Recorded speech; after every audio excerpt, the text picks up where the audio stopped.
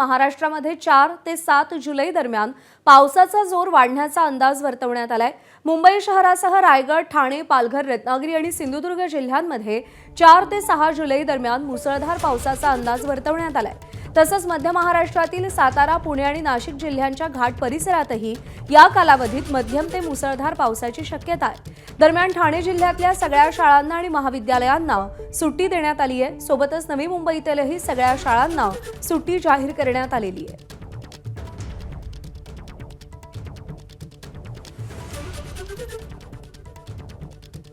येणाऱ्या 4 ते 5 दिवसांमध्ये बहुतांश ठिकाणी चांगल्या पावसाची शक्यता आहे। येणाऱ्या 5 दिवसांचा जर अंदाज आपण बघितला तर एकंदरीत महाराष्ट्रातील बहुतांश ठिकाणी आपण बघू शकतो की चांगला पाऊस होण्याचे चान्सेस आहेत, ज्यामध्ये कोकण किनारपट्टी आणि घाटमाथ्यांवर काही ठिकाणी रेड, काही ठिकाणी ऑरेंज अलर्ट आहे आणि इंटेरियर महाराष्ट्रामध्ये येलो अलर्ट उत्तर मध्य महाराष्ट्र किंवा मराठवाडा असेल इथे आहे आणि उर्वरित ठिकाणी आपण हलक्या ते मध्यम स्वरूपाचा पाऊस येणाऱ्या 4 ते 5 दिवसांमध्ये बघू शकतो। तर कुठे कुठे रेड अलर्ट देण्यात आलाय, कोणकोणत्या जिल्ह्यांना? पालघर, मुंबई, रायगड, सातारा, पुण्यातील घाटमाथा आणि ठाणे या परिसरात आज रेड अलर्ट जारी करण्यात आलेला आहे।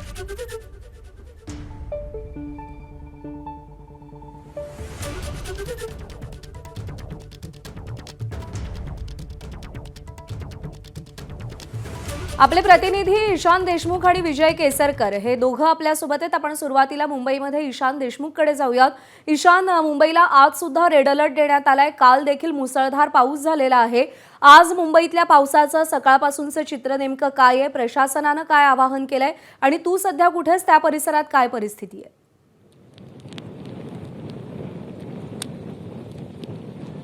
प्रज्ञा, नक्कीच कुठेतरी आपण बघू शकतो आज मुंबईमध्ये रेड अलर्ट हा वर्तवण्यात आला आहे। सध्या मी मुंबईमधल्या प्रसिद्ध अशा जुहू चौपाटीवरती उभा आहे। मी थेट आपल्याला जुहू चौपाटीच्या इकडे लगत असलेला समुद्र किनारा दाखवू शकतो। कशा प्रकारे सकाळची वेळ असली तरी संपूर्णपणे काळोख हे सध्या आपल्याला या परिसरामध्ये पाहायला मिळते। तर दुसऱ्या बाजूला ज्या लाटा आहेत त्या देखील उसळलेल्या आपल्याला पाहायला मिळतंय। आज मुसळधार ते अतिमुसळधार पावसाचा अंदाज हा हवामान खात्याने वर्तवला आहे। तर महानगरपालिकेकडून संपूर्णपणे काळजी घेण्यात आली आहे।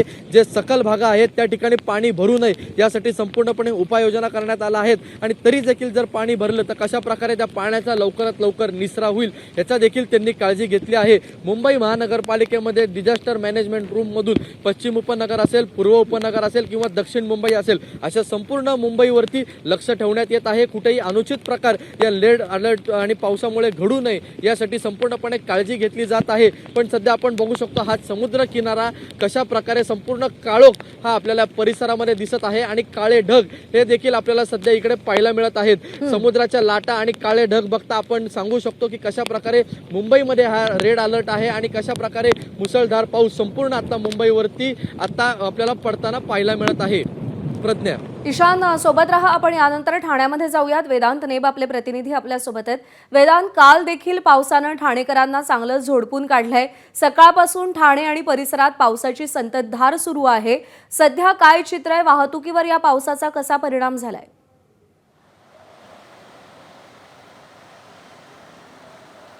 प्रज्ञा, एकतर वीकेंड आहे, शनिवार रविवारी हा रेड अलर्ट आहे आणि त्यामुळे आपण बघितलं रस्ते वाहतूक नॉर्मल आहे। कारण पीक आवरमध्ये आपण बघतो वाहतूक कोंडी होत असते, स्लो मुव्हिंग ट्रॅफिक असतं। मात्र तसंच चित्र आज घोडबंदर रोड असेल किंवा मग पुढे ईस्टर्न एक्सप्रेस हायवे असेल तिथे पाहायला मिळत आहे। मात्र पावसाचा जोर वाढलेला आहे आणि अधूनमधून पावसाचा जोर हा वाढतोय, मुसळधार पाऊस कोसळतोय आणि ही जी संततधार आहे ती काल रात्रीपासून आपल्याला पाहायला मिळते। जरी आपण बघितलं मागील एक साधारणपणे 24,000 जर आकडेवारी काढली तर एक 60-65 मिलीमीटर जरी पावसाची नोंद झाली असली तरी ज्या प्रकारे रेड अलर्ट दिलेला आहे त्यामुळे ही जी पावसाची आकडेवारी आहे ती पुढील 24 तासात वाढलेली आपल्याला पाहायला मिळू शकते। सध्या आपण घोडबंदर रोडची दृश्य दाखवतोय। ट्रॅफिक नॉर्मल आहे, मात्र पावसाचा जोर हा वाढलेला आहे।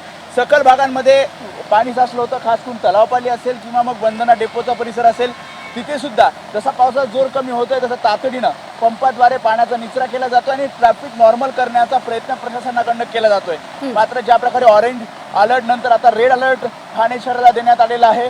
ठाणे शहरच नाही तर ठाणे जिल्ह्याला हा रेड अलर्ट आहे आणि त्यामुळे शाळा कॉलेजेसला आज सुट्टी आहे आणि त्यामुळे वर्दळ जी असते, जी गर्दी असते, जी ट्रॅफिक असते, ती सुद्धा आपल्याला जे मेन रोड आहे, जे हायवे आहे, तिथे आपल्याला कमी पाहायला मिळते. आणि प्रशासन सुद्धा आवाहन करतंय, गरज असेल तरच बाहेर पडा, कारण अतिवृष्टीचा इशारा पूर्ण ठाणे जिल्ह्याला देण्यात आलेला आहे. मग आजूबाजूचा परिसर असेल, नवी मुंबई असेल, कल्याण डोंबिवली असेल, त्यामुळे आपण सुद्धा आवाहन करूयात की गरज असेल तरच बाहेर पडा, कारण अशाच प्रकारचा पाऊस आज दिवसभर आपल्याला पाहायला मिळू शकतो. निश्चित. वेदांत, तूही सोबत राहा. यानंतर आपण पश्चिम महाराष्ट्रात जाऊयात. विजय केसरकर आपले प्रतिनिधी आपल्यासोबत आहेत. विजय, काल कोल्हापूरमधले बंधारे पाण्याखाली गेलेले होते. आज साताऱ्याच्या घाटमाथ्याला रेड अलर्ट देण्यात आलेला आहे. संपूर्ण पश्चिम महाराष्ट्रामध्ये पावसाचं नेमकं काय चित्र सध्या पाहायला मिळतंय? प्रशासनानं काय आवाहन केलंय?